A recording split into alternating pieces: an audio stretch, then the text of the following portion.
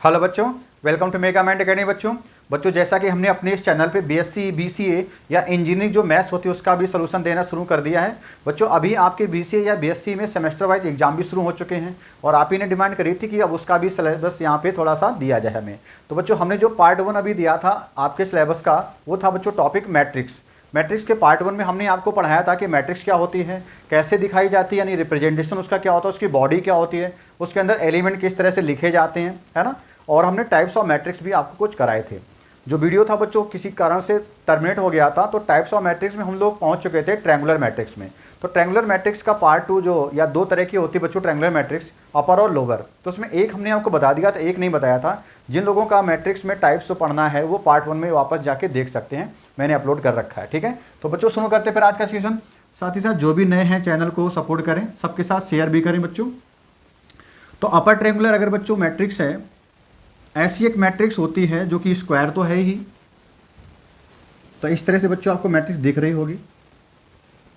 ये बच्चों हो गया आपका प्रिंसिपल डायगोनल, आप पहले जान चुके हो। अगर ये अपर ट्रायंगुलर मैट्रिक्स है तो इसमें देखो जरा, यहाँ पर आपको क्या मिलेगा, कोई एलिमेंट होगा बच्चों, 1 मान लो, यहाँ पे 3 मान लो। प्रिंसिपल डायगोनल हमने लिख लिया 1 3 5। यहाँ पे 6 है, यहाँ पे 2 है और यहाँ पे 4 मान लो, कोई भी नंबर माइनस का 4 भी लिख सकते हो। लेकिन कंडीशन ये कहती है कि जो प्रिंसिपल डायगोनल है उसके नीचे जो भी एलिमेंट्स आ रहे हैं बच्चों, वो सारे कैसे होंगे, जीरो होंगे। जो प्रिंसिपल डायगोनल है उसके नीचे के एलिमेंट सारे कैसे होंगे, जीरो होंगे। तो अब आपको यहाँ पे कंडीशन ऐसी लगानी है कि जो कि अपर ट्रायंगुलर मैट्रिक्स बन जाए। तो कोई एक्स नाम से हमने इसे रिप्रेजेंट कर दिया। कंडीशन ये कहती है कि बच्चों यहाँ पे अगर एक बार फिर से देखो, जो 1 है इसके लिए हम क्या इसकी पोजीशन बोलेंगे, A11 बोलेंगे। इसकी पोजीशन क्या है बच्चों, A33 है। इसकी पोजीशन अगर देखो तो A दूसरी रो और तीसरा कॉलम है, इस तरह से है बच्चों। लेकिन इसकी पोजीशन क्या है, दूसरी रो में पहला कॉलम है ये। अब आई जे में रिलेशन बनाओ और वहीं से कंडीशन निकल के आ जाएगी आपकी कि यहाँ पे आई की वैल्यू बच्चों 2 है, जे की वैल्यू 1 है। आप देख रहे हो आई की वैल्यू जे से बड़ी है, यानी नंबर ऑफ रो और नंबर ऑफ कॉलम में आप देख रहे हो, नंबर ऑफ रो कॉलम नहीं, जिस नंबर में बैठा है कॉलम में वहाँ पे, और रो कौन सी है उसके नंबर में, या आई की वैल्यू जैसे बच्चों जब बड़ी होगी उस केस में वो एलिमेंट क्या होगा बेटा, जीरो हो जाएगा। तो ऐसी कोई बच्चों ये मैट्रिक्स होती है, x इक्वल टू ए आई जे, एक ऐसी मैट्रिक्स है ये m क्रॉस m की स्क्वायर मैट्रिक्स होगी कि सच दैट ए आई जे की वैल्यू हो जाएगी जीरो। कब, जब i की वैल्यू j से बड़ी हो जाएगी। इस तरह के नेचर वाली मैट्रिक्स को हम लोग क्या बोलते हैं, अपर ट्रायंगुलर मैट्रिक्स बोलते हैं। इस तरह के नेचर वाली मैट्रिक्स क्या बोलते हैं, अपर ट्रायंगुलर मैट्रिक्स हम लोग बोलते हैं। तो यहाँ तक हम लोग कर चुके थे, मैंने उसको रिवाइज कर दिया है। और भी अगर आप मैट्रिक्स के टाइप्स जानना चाहते हो, रो मैट्रिक्स, कॉलम मैट्रिक्स, है ना, इस तरह की जो भी मैट्रिक्स हैं, horizontal matrix, vertical matrix, square matrix, तो ये सब हमने बच्चों पिछली क्लास में करा रखा है, पार्ट 1 में आपको दे रखा है। आगे देखते हैं और भी बच्चों टाइप्स हैं, वहाँ पे मैंने बता रखे हैं आपको, स्केलर मैट्रिक्स, डायगोनल या फिर और भी आइडेंटिटी मैट्रिक्स, इनको हमने वहाँ करा रखा है, तो आप प्रीवियस वीडियो में देख लेना। अब आते हैं लोअर ट्रायंगुलर मैट्रिक्स। ऐसी मैट्रिक्स जो ट्रायंगुलर तो होगी, ट्रायंगुलर इसको अच्छा क्यों बोलते हैं ये भी मैंने बताया था, नहीं बताया तो अभी देख लो। आप अगर जीरोज के बारे में देखो, इसको अगर सभी को मिला दो तो एक ट्रायंगल के शेप में आपको मिल रहा है, ये पार्ट आपको एक ट्रायंगल के शेप में मिल रहा है। या अपर बात, ऊपर की बात करो तो ऊपर भी एक ट्रायंगल के शेप में ही सारे एलिमेंट आ जा रहे हैं, यानी कि जीरो वाले एंगल, जीरो वाले जो एलिमेंट्स है वो भी ट्रायंगल के शेप में बच्चों, एक ट्रायंगल बन गया कि नहीं, इस तरह से।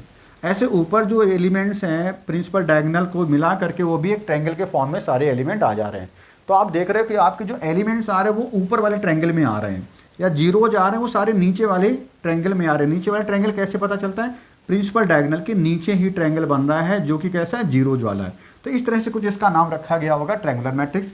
ऐसे लोअर ट्रायंगुलर है तो फिर से प्रिंसिपल डायगोनल हमारा ये है, इसकी अगली बार क्या करना, जीरोज को ऊपर भर देना, यहाँ पे जीरोज भर देते हैं और यहाँ पे एलिमेंट्स अपनी तरफ से लिख लो, 2 लिख लो, 6 लिख लो, 9 लिख लो, यहाँ पे माइनस का 2 लिख लो, प्लस का 4 लिख लो, या जो भी लिखना चाहो आप, -1 कर लो। इस तरह से बच्चों हमने लिखा है। ये एक y नाम की ऐसी मैट्रिक्स है जिसके बारे में हमें क्या पता है कि आपके प्रिंसिपल डायगोनल के जो ऊपर के एलिमेंट हैं वो कैसे बच्चों, जीरोज होंगे। उनमें कंडीशन क्या होगी, अगर इसको देखें तो बच्चों ये हो गया A1 पहली रो है और तीसरा कॉलम है A13 है जो कि जीरो है। इसी कंडीशन से देखो कि i की वैल्यू j की वैल्यू में क्या रिलेशन आ रहा है कि j is greater than i है, i is less than j है, ऐसे कह सकते हो। तो इसी को अगर मैं लिखूं कि y इक्वल टू कोई ऐसी मैट्रिक्स है बी आई जे नाम की, जो स्क्वायर है m क्रॉस m होगा, सच दैट कि बी आई जे हो जाता है 0 उन सब वैल्यूज के लिए जहां पर i की वैल्यू j की वैल्यू से छोटी होती है, जहां पर i की वैल्यू j की वैल्यू से छोटी होती है। तो ये बच्चों आपका पिछले पार्ट में छूटा हुआ था, तो यहाँ तक हमने कर लिया था, ठीक है। अब हमें आगे बढ़ना है, ठीक है। आप लोग आगे इसको नोट करिए। हेलो, तो बच्चों अब हम लोग बाकी के टाइप्स जो पढ़ने जा रहे हैं वो इस तरह से हमने पहले लिख लिए ताकि आपको जल्दी से छोटे वीडियो में सारा हो जाए। सिमेट्रिक मैट्रिक्स क्या होती है, स्क्यू सिमेट्रिक मैट्रिक्स क्या होती हैं, ऑर्थोगोनल मैट्रिक्स क्या होती हैं, निलपोटेंट मैट्रिक्स क्या होती है, idempotent, involuntary matrix and singular matrix, ये भी टाइप आपके बचे हुए हैं, इनको और देखते हैं।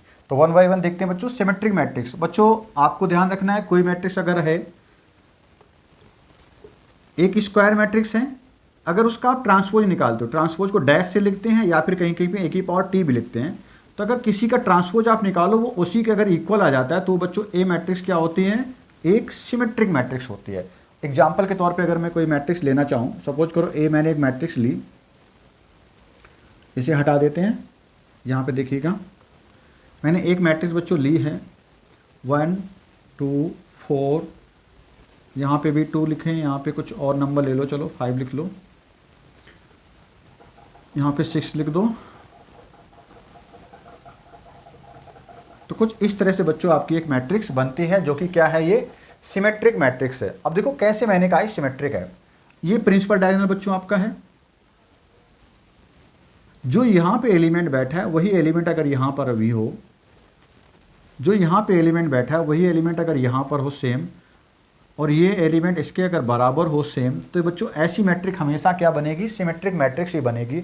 आप इसका डैश निकालो, ट्रांसपोज निकालो, तो फिर हमेशा क्या आएगा, वो ए के ही इक्वल आएगा। तो कोई ऐसी एनी मैट्रिक्स कोई ए है बच्चों जिसका आप ट्रांसपोज निकालो जो ए के इक्वल हो जाए, तो ए बच्चों क्या होती है, एक सिमेट्रिक मैट्रिक्स होती है। ध्यान देना, ए क्या होती है, एक सिमेट्रिक मैट्रिक्स होती है, ठीक है। बाकी चीज़ हम डिटेल में करेंगे, आपके प्रीवियस ईयर के जब क्वेश्चन लेंगे तो वहाँ पे प्रूव करने को आएगा कि प्रूव करो ये सिमेट्रिक मैट्रिक्स है या स्क्यू सिमेट्रिक है, तो वहाँ पे हम लोग देखेंगे, ठीक है। तो अभी फिलहाल इतना। स्क्यू सिमेट्रिक मैट्रिक्स एक ऐसी मैट्रिक्स होती है जिसमें आपने उसका ट्रांसपोज तो निकाला, लेकिन वो मैट्रिक्स उसी ए के इक्वल ठीक नहीं आ रही है।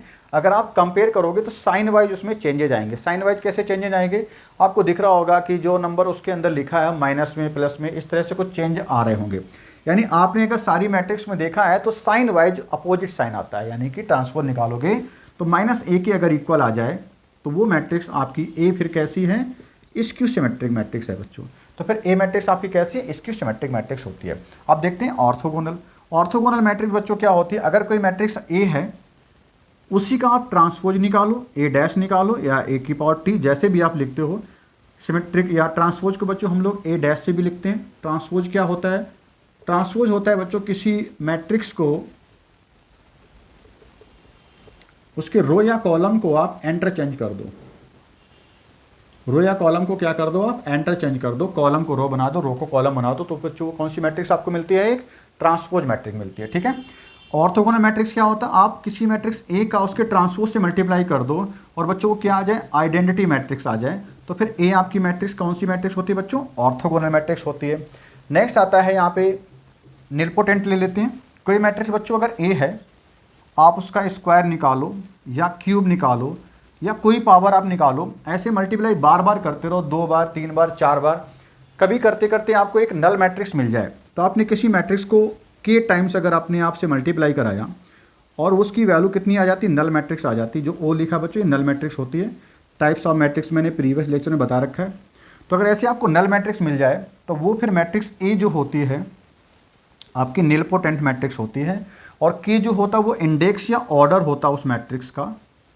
तो इस निलपोटेंट मैट्रिक्स का ऑर्डर क्या हो गया बच्चों, के होता है, यानी कि उसकी के टाइम्स मल्टीप्लाई खुद से अगर करोगे तो उसकी वैल्यू कितनी आएगी, नल मैट्रिक्स आएगी, यानी कि जीरो मैट्रिक्स आपको मिल जाएगी, ठीक है।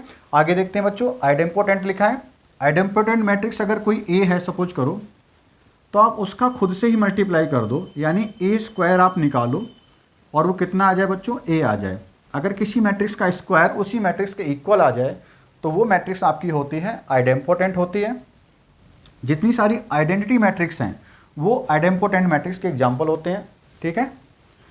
इनवॉल्यूंटरी मैट्रिक्स, इसमें बच्चों क्या करना होगा, आपने किसी मैट्रिक्स का स्क्वायर निकालो और वो आइडेंटिटी मैट्रिक्स अगर आ जाए, आपने किसी मैट्रिक्स का स्क्वायर निकाला और वो अगर आइडेंटिटी मैट्रिक्स आ जाता है तो वो आपकी इनवॉल्यूंटरी मैट्रिक्स होती बच्चों।